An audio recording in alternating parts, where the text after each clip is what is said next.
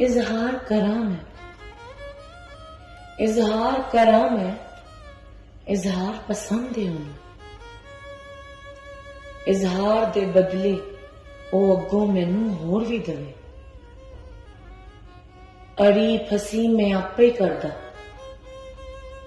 अड़ी फसी मैं आपे ही करदा, ओनू भला किसे शह दी कोई लोड़ भी है। इजहार मोहब्बत दे बदले ओ बड़ा खुश भी होंदा, इजहार मोहब्बत दे बदले ओ बड़ा खुश भी होंदा।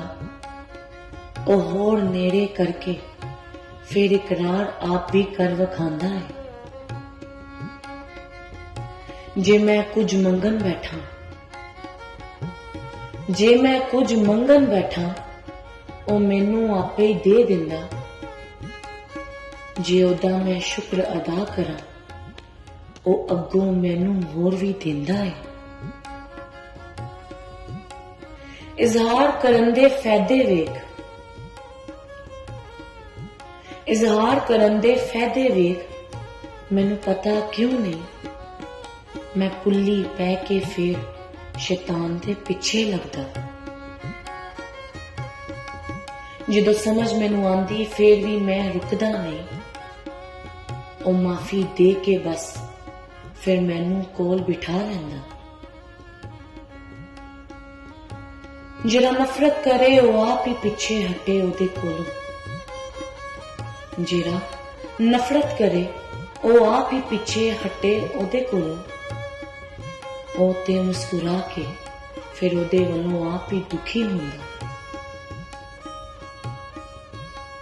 सारी सिफतां मेरे सोने रब दियां ने,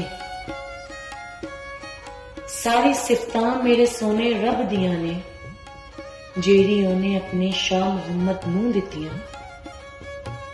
शाह मुहम्मद ने हसन जावेद फिर अपने सोने शावां नूं वंडियां। शाह मुहम्मद ने हसन जावेद फिर अपने सोने शावां नूं वंडियां। मेरा शेख सोना फिर सारी सिफतां में सोने दे अंदर। मैं लख लख वारी फिर क्यों ना इजहार करा, मैं लख लख वारी फिर क्यों ना इजहार करा। मैं क्यों पीछे रह के फिर क्यों शुक्र तो इनकारी हूं। मैं सब कुछ वेख के क्यों ना इकरार करा, मैं सब कुछ वेख के क्यों ना इकरार करा। शैतान मरदूद दे पिछे लग के फिर मैं क्यों रदिया जाऊं। असी एक दिन वापस आना तेरे कोल, तू फिर रिश्ता जोड़ी रखी।